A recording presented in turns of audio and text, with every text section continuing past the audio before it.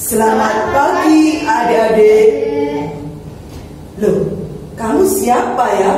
Aku Nikodemus, sang ahli Taurat dari Perjanjian Baru. Kamu siapa? Masa gak kenal sama aku? Aku pakai mahkota loh. Aku adalah Raja Salomo.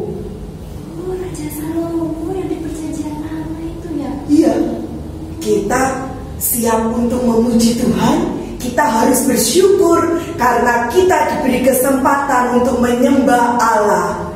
Yuk kita puji bersama-sama. Aku anak sekolah minggu.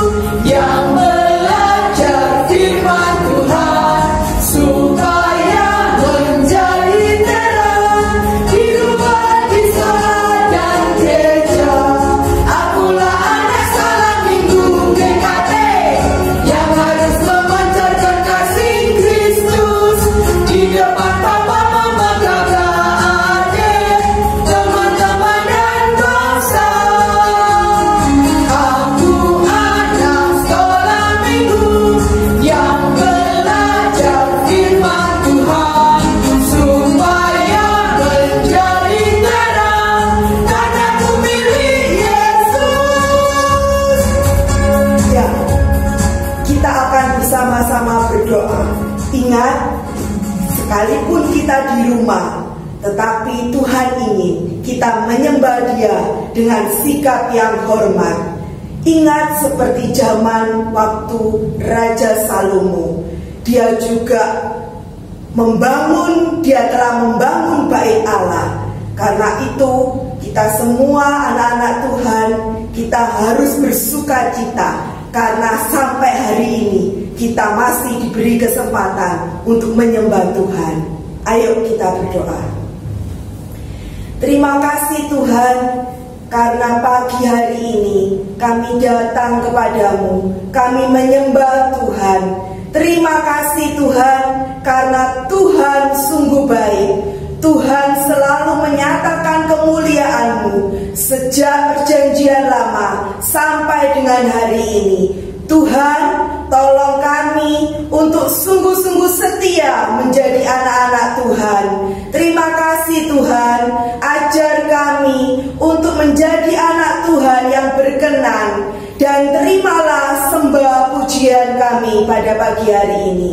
Di dalam nama Tuhan Yesus kami berdoa. Amin. Nah, Nikodemus, Ya. Kamu itu kan keturunannya ahli Taurat. Iya, betul. Oh, berarti suka baca Alkitab dong. Iya, dari nenek moyangku, dari bapak ibuku selalu mengajarkanku untuk selalu baca Alkitab setiap hari. Oh, aku juga. Ayahku Daud selalu mengajari aku untuk setia dan mencintai Tauratnya. Karena itu kita disebut anak-anak raja. Anak raja? Iya, karena ada Tuhan di dalam hatiku. Maka aku mau senantiasa memuji-muji Tuhan seperti ayahku Daud yang suka memuji Tuhan. Maka kita sebagai anak raja, hati kita juga harus penuh nyanyian. Yuk kita pujikan, hatiku penuh nyanyian. Bisa Nikodemus? Bisa. Oh ya, kita pujikan sama-sama. Adik-adik, kita tepuk tangan ya.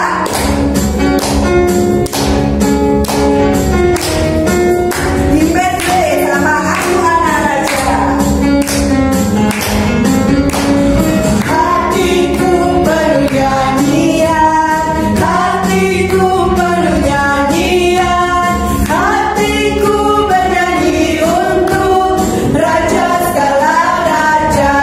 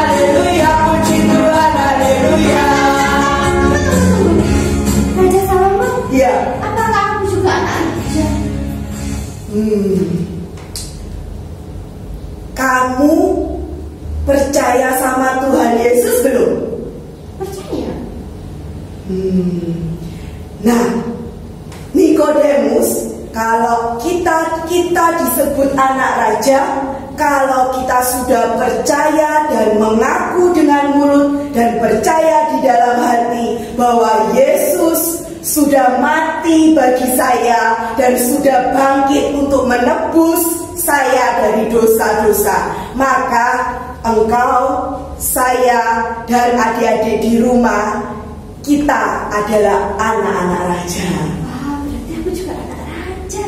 Iya, karena itu adik-adik, kita harus sungguh-sungguh percaya kepada Tuhan dan kita mau setia kepada Tuhan.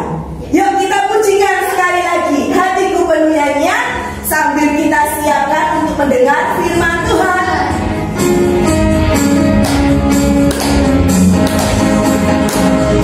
Hatiku penuh nyanyian, hatiku penuh nyanyian, hatiku bernyanyi untuk Raja segala raja. Dialah Raja, Raja, dialah Tuhan, Tuhan, namanya Yesus, Yesus, Yesus, Yesus. Oh, dialah Raja. Aku anak raja, kau anak raja, kita semua anak raja. Aku anak raja, kau anak raja, kita semua anak raja. Haleluya, puji Tuhan, haleluya, puji Tuhan, haleluya, puji Tuhan, haleluya, haleluya, puji Tuhan, haleluya, puji Tuhan, haleluya, puji Tuhan, haleluya. Ya, Nikodemus, kita akan mendengarkan firman Tuhan. Ya, adik-adik di rumah siap untuk mendengarkan firman Tuhan. Wah, ada bayi, lucu ya. Hari ini Lause mau cerita yang ada hubungannya sama bayi. Apa ya? Nah, sebelum Lause cerita, kita siapkan hati dulu. Kita berdoa terlebih dahulu. Lipat tangan, tutup mata. Yuk, kita berdoa. Tuhan Yesus, terima kasih. Pagi ini kami sudah memuji Tuhan, dan saat ini kami mau merenungkan kebenaran firman Tuhan. Tolong kami untuk mengerti. Dalam nama Tuhan Yesus kami berdoa. Amin. Adik-adik ingat nggak cerita lo seminggu lalu? Hadiah dari Allah. Allah turun ke dunia untuk menyelamatkan kita. Tuhan Yesus pernah jadi bayi loh. Kan kita peringati setiap hari Natal, ya kan? Nah, tapi hari berganti hari, tahun berganti tahun, Tuhan Yesus bertumbuh menjadi dewasa. Dan apa yang dilakukan Tuhan Yesus saat dewasa? Tuhan Yesus nggak hanya diam aja, tapi Tuhan Yesus pergi dari satu tempat ke tempat yang lainnya dan melakukan pekerjaan Allah. Apa itu ya Lause? Tuhan Yesus mengadakan banyak mujizat, hal-hal yang tidak bisa dilakukan oleh manusia biasa, tapi Tuhan Yesus bisa. Contohnya, yang buta bisa melihat, yang lumpuh saat itu bisa berjalan. Tuhan juga bisa mengubah air menjadi anggur. Wah, hebat ya Tuhan Yesus. Bukan itu aja, tapi Tuhan Yesus juga bisa membangkitkan orang mati. Dan selain melakukan pekerjaan-pekerjaan itu, Tuhan Yesus berkhotbah untuk mengenalkan kerajaan Allah dan mengajak kita ke surga. Begitu banyak orang yang ingin mendengar khotbah dan cerita dari Tuhan Yesus, termasuk salah seorang pemuka agama Yahudi. Siapakah dia? Ada seorang pemimpin agama Yahudi yang bernama Nikodemus. Suatu hari, pada malam hari, tiba-tiba Nikodemus mencari Tuhan Yesus. Akhirnya Nikodemus bertemu dengan Tuhan Yesus dan dia sangat senang sekali. Nikodemus berkata bahwa Tuhan Yesus adalah guru yang dikirim oleh Allah di surga. Yesus berkata, jika ingin melihat kerajaan Allah, maka orang itu harus dilahirkan kembali.